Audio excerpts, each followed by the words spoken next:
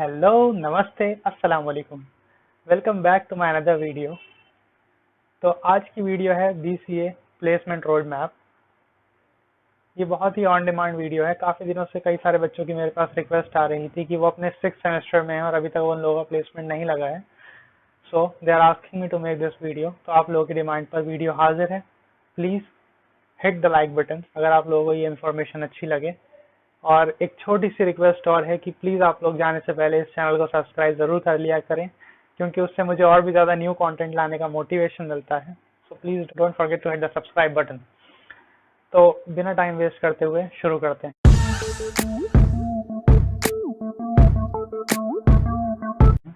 First and foremost सबसे पहली चीज़ जो हमें चाहिए होती है वो होता है एक इफेक्टिव रेज्यूम। इफेक्टिव रेज्यूमे से मेरा मतलब है एक क्लीन एंड एलिगेंट रेज्यूमे। आपको कोई भी different type of colours resume में यूज़ करने की ज़रूरत नहीं है। रेज्यूमे के अंदर अपना फोटो लगाने की भी बिल्कुल कोई ज़रूरत नहीं है। आपका रेज्यूमे एकदम नीट एंड क्लीन और सिंपल होना चाहिए। सबसे पहले आपको रेज्यूमे में अपनी पर्सनल डिटेल्स मेंशन करनी है। उसके बाद में आप करियर ऑब्जेक्टिव मेंशन कर सकते हैं एंड आफ्टर दैट अगर आप लोगों ने कोई इंटर्नशिप कर रखी है तो सबसे पहले उसको मेंशन करें। अगर कोई नहीं भी कर रखी है तो कोई बात नहीं, आप लोग अपनी एजुकेशनल क्वालिफिकेशंस को मेंशन करें। आप एक टेबल बनाएं, उस टेबल में डिक्रीजिंग ऑर्डर में अपनी सारी क्वालिफिकेशंस लिखें। लाइक सबसे पहले BCA and its percentage, then 12th and its details, then class 10th and its details, इस तरीके से। उसके बाद आप अपनी टेक्निकल स्किल्स मेंशन करें, देन या सॉफ्ट स्किल्स मेंशन करें एंड आफ्टर दैट अगर आप लोगों ने कोई प्रोजेक्ट बनाया है तो बहुत अच्छी बात है, आप उस प्रोजेक्ट को मेंशन करें।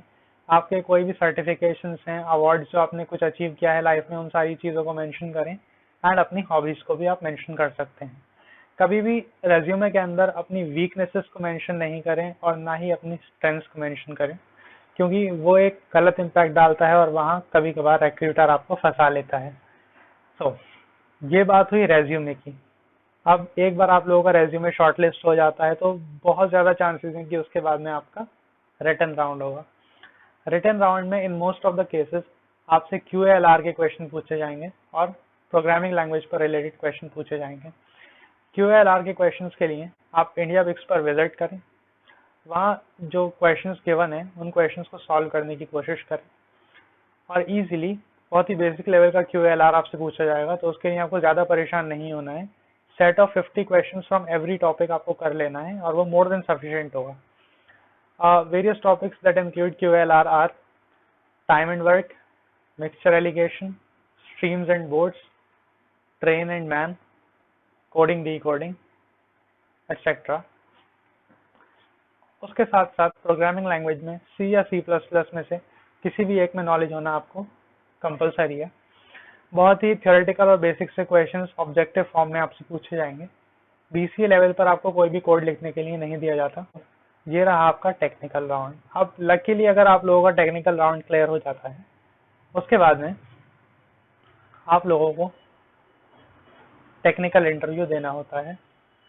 टेक्निकल इंटरव्यू के अंदर आपसे जो कुछ भी आपने पढ़ा है पिछले 3 सालों में वो सारी बातें पूछी जाएंगी। तो आप brush up your concepts, OOPS, networking, DBMS, operating system, C language, C++, इन सब चीज़ों से बहुत ज़्यादा क्वेश्चंस इंटरव्यूअर आपसे पूछते हैं इन टेक्निकल राउंड।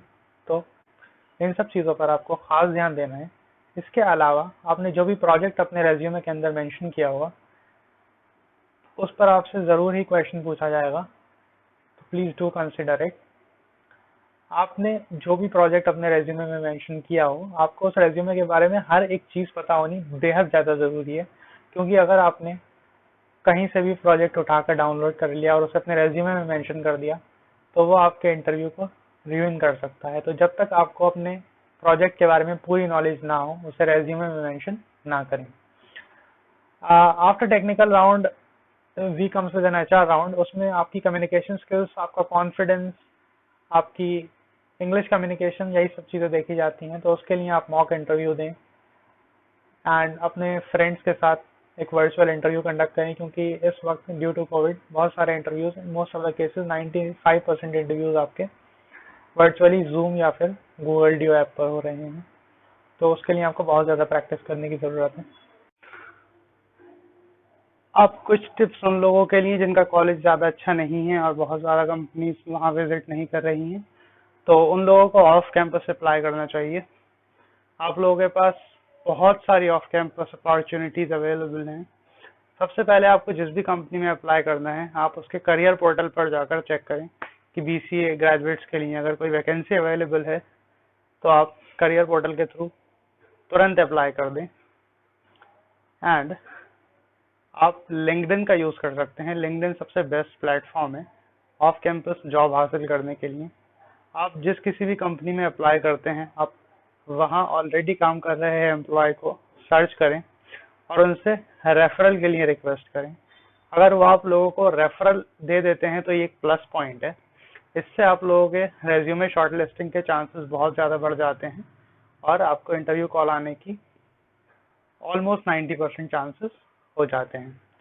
इसके अलावा आप naukri.com पर जाकर रजिस्टर करें और वहाँ पर जितनी भी वैकेंसीज अवेलेबल हैं उनके लिए आप अप्लाई कर सकते हैं।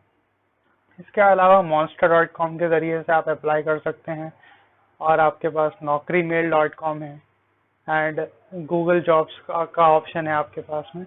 और बिलीव मी, अगर आप इन जगहों पर अप्लाई करते हैं तो आपके पास कॉल बैक आता है, आपके पास टेस्ट लिंक आ जाता है।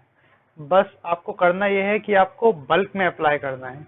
मेरे कहने का मतलब यह है कि ऐसा नहीं होना चाहिए कि आपने सिर्फ 4 या 5 कंपनीज में अप्लाई किया और डन। आपको कम से कम 50 to 100 और मोर देन 100 कंपनीज में आपको अप्लाई करना है। तब जाके आपको 4 to 5 कंपनीज अप्रोच करेंगी। तो आपको बिल्कुल भी रुकना नहीं है, निराश नहीं होना है, अपनी प्रिपरेशन करते रहना है और साथ में ऑन कैंपस और ऑफ कैंपस दोनों अपॉर्चुनिटीज के लिए अप्लाई करते रहना है। आई होप कि आपको 6th सेमेस्टर के एंड तक आपका बीसीए कंप्लीट होने से पहले जॉब मिल जाए। और जितना भी मैंने आपको बताया इन सब चीज़ों को बिल्कुल ऑनेस्टी के साथ फॉलो करें। अगर मुझसे कोई चीज़ छूटी हो तो आप कमेंट में लिख करके मुझे बता सकते हैं। कोई और आपकी क्वेरी हो, आपको कुछ जानना हो तो प्लीज़ डू कमेंट। और आप मुझे लिंक्डइन पर भी मैसेज करके अपनी क्वेरी डिस्कस कर सकते हैं। I am ready to help every time and any time. आप लोगों ने इस वीडियो का एंड तक देखा, उसके लिए बहुत सारा थैंक यू। प्लीज़ सब्सक्राइब किए बिना मत जाइएगा। Please hit the like button and subscribe to my YouTube channel. Thank you very much.